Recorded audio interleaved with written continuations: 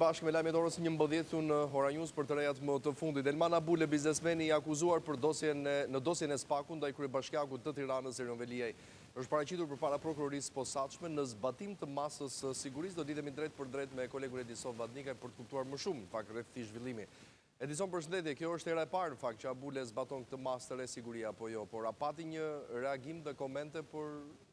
këtë që po ndodh sot?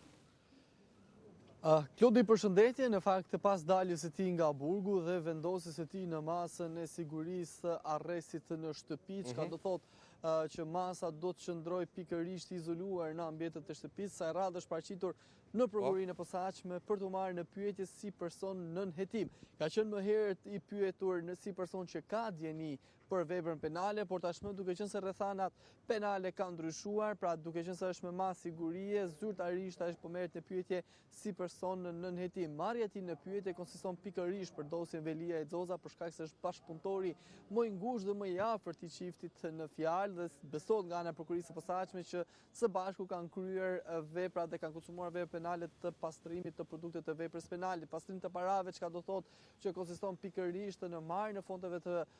publike nga Bashkia e Tiranës dhe më pas depozitimi i tyre nëpërmjet disa transaksioneve bankare drejt OJF-ve, të cilët menaxhoheshin nga Ajola Xoza. Ndërkohë është paraqitur së bashku me avokatën e tij Romina Zahu, e cila për më shumë se një orë ndodhet brenda ambientit të strukturës së posaçme kundër korrupsionit dhe krimit të organizuar, ku do t'jap llogari sa i takon dosjes në fjalë. Sigurisht ai ka qenë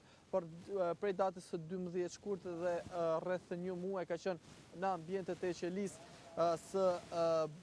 burgut 313 këtu në kryeqytet, ka qenë pikërisht në paraburgimin i cili ndodhet pranë godinës së strukturës së posaçme dhe për shkak të rrethanave familjare, gjyqtari Engert Plumbi vendosi t'ia ndryshojë masën e sigurisë, por duke e lënë atë të kufizuar, çka do thotë që ai nuk do të dalë nga territori i banesës së tij dhe sigurisht lëvizja e tij do të bëhet dhe do të kryhet me punonjës policie, ashtu siç ndodhi edhe ditën e sotme kur ai paraqit në prokurinë e posaçme për të marrë në pyetje. Për të ndalur një tjetër çështje, por që ka të bëjë me këto hetime, Edison, kryebashkiaku i Tiranës, sa kaq le të themi në një forme ka marrë një qafë edhe e thon kështu, edhe policia që u transferuar nga paraburgimi i Durrësit në gjykatën e posaçme. Çfarë ka ndodhur konkretisht? Për çfarë dyshohet?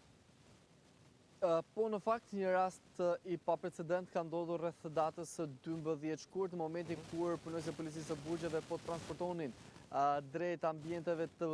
burgut të paraburgimit në qytetin e Durrësit kryetarin e Bashkisë së Tiranës Erion Veliaj. Bëhet fjalë për një përdorim të një aparati telefon të një prej punonjësve të policisë, e cila është përdorur nga kryetari i bashkisë me dëshirën e tij, pra me dëshirën e kryetarit, duke ja kërkuar si favor apo si nder marrjen e telefonit dhe kontaktimin e disa persona për cilën tashmë SPAK i ka verifikuar dhe ndodhet në hetim. Nga ana e përgjegjësisë penale, sigurisht që punonjësi i policisë së Burgjeve ka një ngarkesë sa i takon kësaj vepre penale, e cila ka kryer pikërisht të shpërdorimit të detyrës, por nga ana tjetër është një çështje nën hetim nga ana e prokurorisë së posaçme dhe ende nuk ka një masë zyrtare sa i takon punonjësit e policisë së Burgjeve. Ai është marrë në pyetje nga ana e strukturave dhe ka deklaruar në fakt që telefonin ja kishte dhënë për arsye edhe të frikës, duke qenë se ka parasysh influencën e kryetarit të Bashkisë së Tiranës. Ka pasur komunikime që janë verifikuar nga ana e prokurisë së posaçme që janë kryer nga telefoni i punonjësit të policisë së Burgjeve, për shkak se që pas marrjes së tij, pra që për datën 12 dhe fiks për datën 13, ai është vendosur nën përgjigje nga ana e policisë shtetit dhe prokurorisë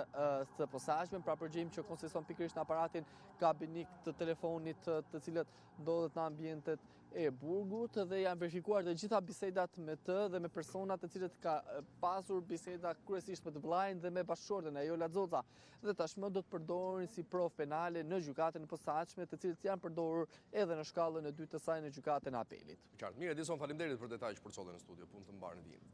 Faleminderit juve. Ishim me kolegun Edison